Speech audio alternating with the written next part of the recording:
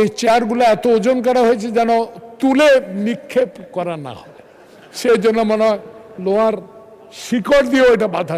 এই এখানে চেয়ার 300-র উপরে আছে।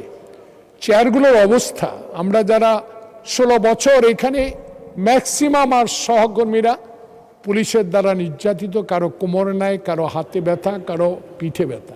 এই চেয়ারগুলো বসা পিছনে গ্যাপ প্রায় 3 ইঞ্চি, যখন এখানে বসা হয় তখন এই গ্যাপটা পূরণের একটা ব্যবস্থা গ্রহণ করা দরকার, কারণ এখানে অনেক ইয়াং এমপি আছেন যারাও বসতে পারেন না এখানে।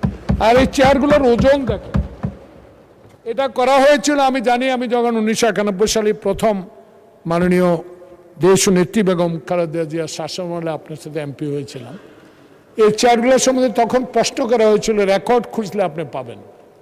তখন এই চেয়ারগুলো এত ওজন করা হয়েছে যেন তুলে নিক্ষেপ করা না হয়, সেই জন্য মনে হয় লোহার শিকড় দিয়ে ওইটা বাঁধা।